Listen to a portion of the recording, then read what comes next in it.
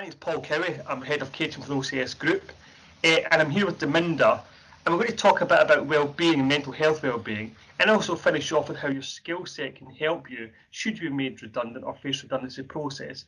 So I'll let my colleague Dharminder introduce himself. Dharminder? Hi everyone, good morning. My name's Dharminder. I'm a HR business partner for healthcare and education. As part of my role, I support the senior leadership team, as well as supporting the sector, healthcare and education, on various matters such as employee-related matters, mental health training, training and development, and also setting the strategy for the sector. Okay, thanks, Dharminder. Thanks for taking the time today to talk to us and help people in the food service circle who may be affected by redundancy or in the redundancy process. So we look at the moment, there's the COVID-19 pandemic has affected many people in the hospitality industry. We have seen quite a lot of redundancies and people in the redundancy process. Tell me how mental health can help people in that process. I think in terms of it's obviously very difficult for anyone going through those difficulties, particularly because you know it's their livelihood.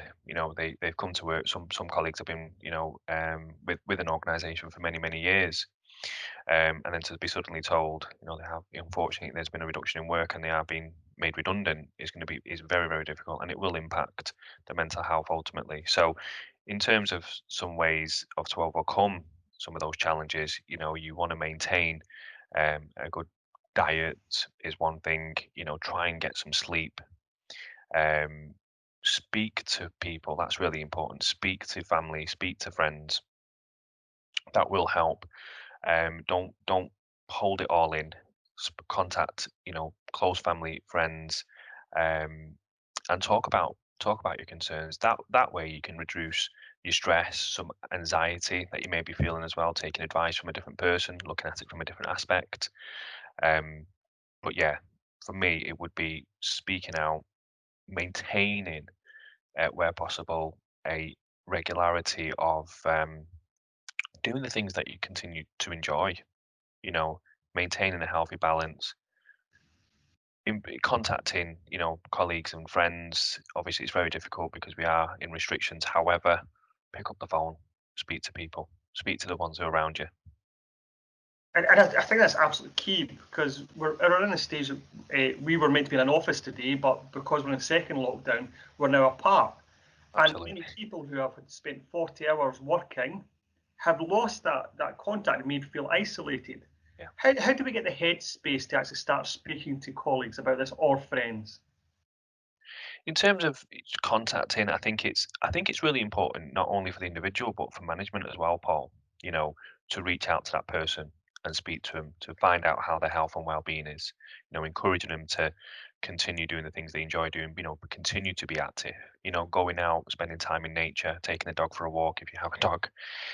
But doing things that can take your mind off the actual situation. Now, it's not going to go anywhere. However, you can try and think differently. Even consider volunteering for a short period of time. That will be that interaction you'll still have with other people where possible. Joining a community group, that can make a difference. Looking at what's out there in the local community, and continue learning. So doing things that you've never done before. There's some opportunity, particularly within OCS, where we have the learning academy. So our colleagues, yes, they can continue learning and joining the OCS Academy, and OCS, we will support them. Okay, and I think that's also really important. Domingo, that's a really good point to keep learning because I think within the redundancy process, we have to remember that it's a role that's getting made redundant. It's not the person is Absolutely. affected, Mm. but the person hasn't done anything wrong. It's the COVID-19 that's impacted that person. So I think getting over this initial stage of this, it was me and it's my fault. I think you're key about helping other people, volunteering absolutely gives yourself worth back, doesn't it? Yeah, absolutely. And I think what's really important, Paul, when we talk about mental health, every person's different. So each person will have a different reaction to the situation. So, from myself as a person who delivers the mental health training, that's really important because every person will be adapt differently. So if you are giving advice and guidance, you have to obviously know the person and choose the right words in the sense that what could improve a situation rather than making it worse. So it's really important that everyone's different. And secondly, in all honesty, this is not easy.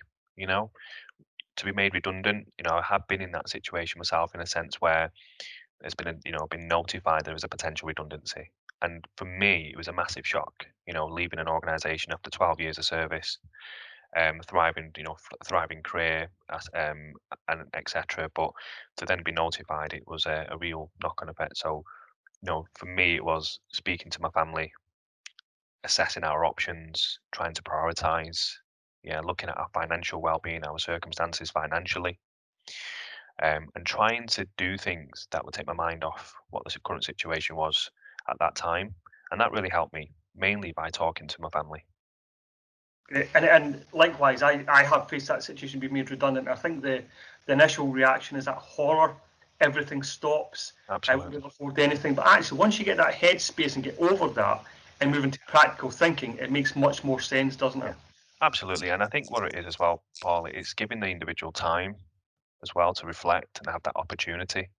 So for me, for me again as an instructor, and what I would be advising is to give that individual some headspace, like you say, some time to reflect, and then when they feel it's appropriate, to then offer some advice and guidance around looking at different opportunities and prioritizing where they wish to be.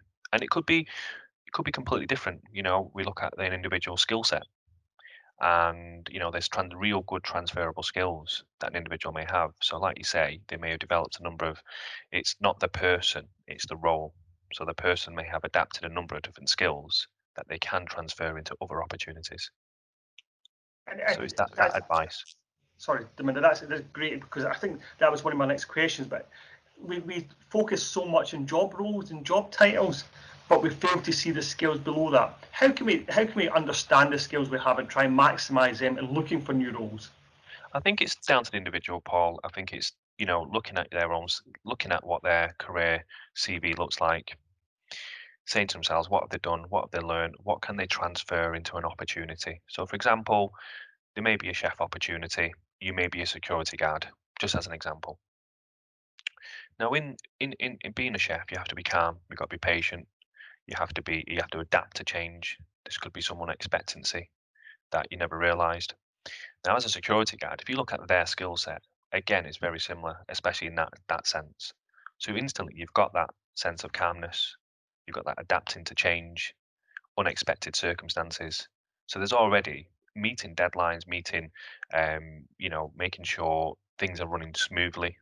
Yeah.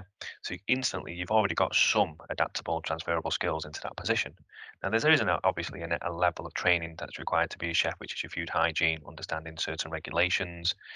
But if you consider that with an SIA license, there's already some skills and learning that a security guard can transfer into a position.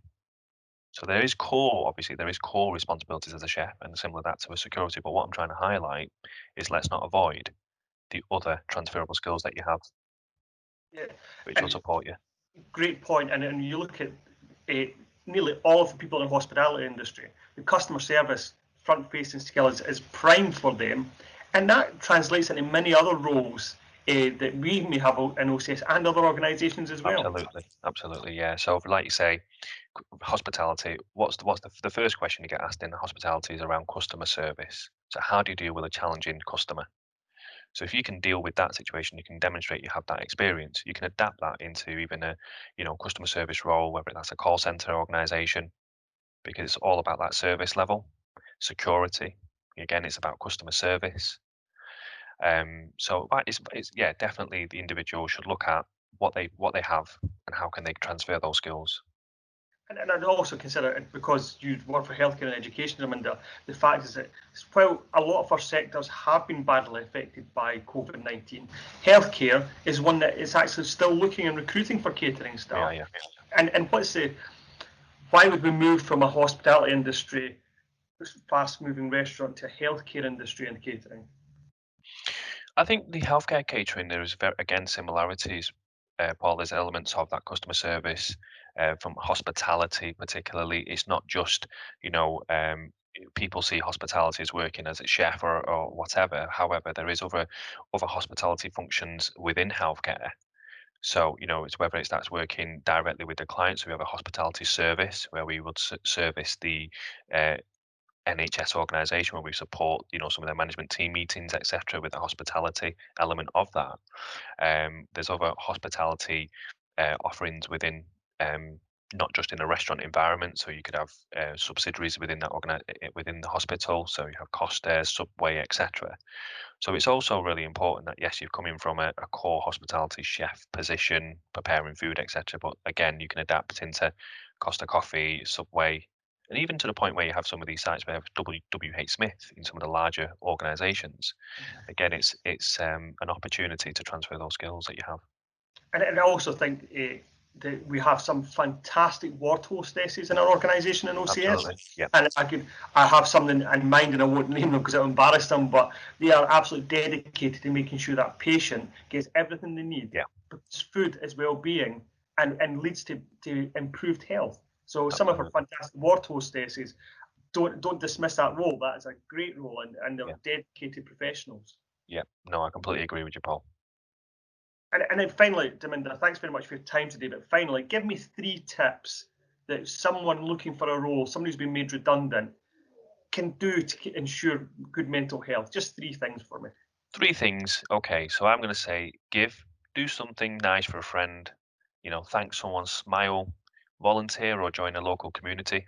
Okay, be active. We all know being active where we can be, even if it's taking a dog for a walk, even if it's going for a walk on your own and taking time to reflect and prioritize, what your goals are. That will make a difference to your overall mental health and well-being. We all know exercise does have make a difference. And exercise, it can be light exercise. It doesn't when people say exercise, it doesn't mean going to the gym. A simple exercise or even just going for a walk, should be sufficient. And really importantly, keep learning. You know, don't be frightened to try something new.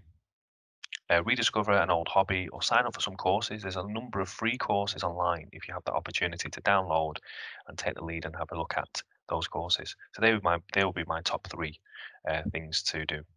Okay, thank you. And the Food Service Circle website also has courses available on that. So I'm going to take one of your top tips now. I'm going to thank you as a friend for your time today and thank everyone who's listening, and good luck. Thanks. Thanks, Paul.